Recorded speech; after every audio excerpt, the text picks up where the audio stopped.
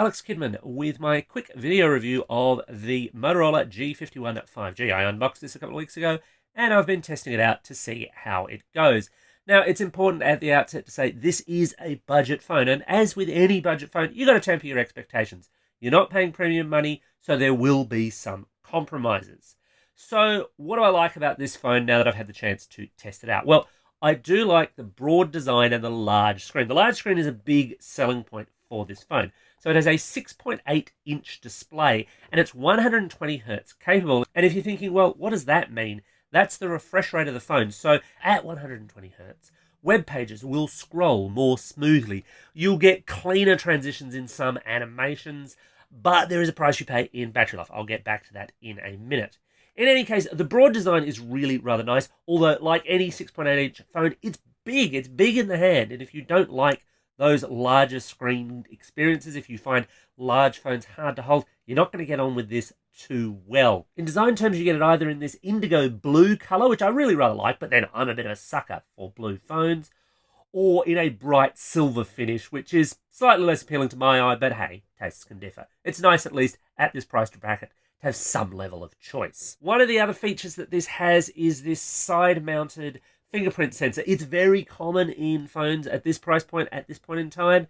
I'm not a huge fan. I tend to find that they're just that little bit less precise. If you're going to have a mechanical sensor, that is, they're a little bit less precise than those that you would find with a full-size, thumb-size thing. Motorola used to throw those on the back where it's got its Motorola logo. That's just a logo on this particular phone, unfortunately. If it's important to you, you do get a headphone jack. It, of course, does also support Bluetooth. On the camera front, Motorola makes a lot of noise about it having a triple 50-megapixel camera system, and look, that's marketing speak at work. It does not have three 50-megapixel cameras, which is what triple 50-megapixel camera system might make you think. Instead, what it's got is a single primary 50-megapixel lens, and then an 8-megapixel wide lens and a 2-megapixel macro lens.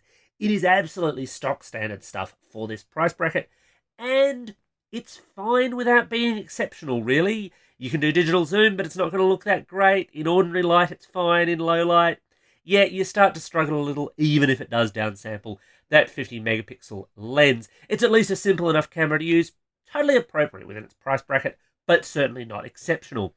And the same is true on the performance front. Now, a lot of lower-cost phones in this price bracket tend to use MediaTek processors, and Motorola has instead opted for the Snapdragon 480 paired up with 6 gig of RAM, and honestly, it performs about the same as the MediaTeks that you'd get at this price point.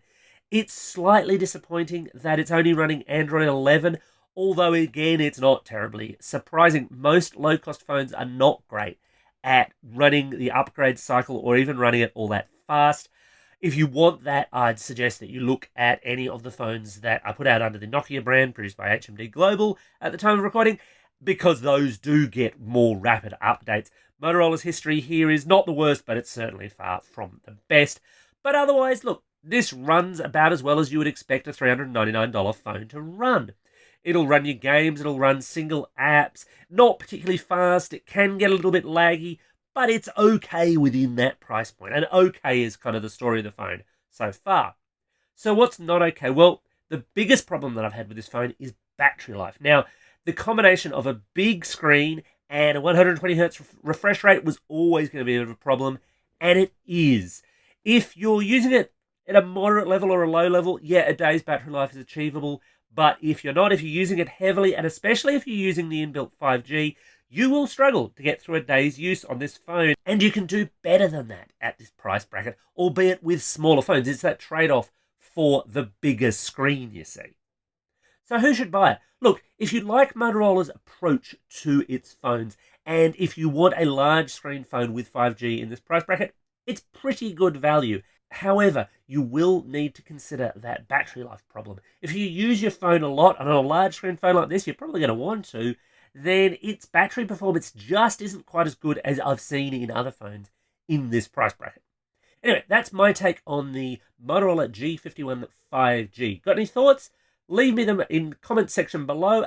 Thanks for watching, and as always, don't forget to hit that like and subscribe button.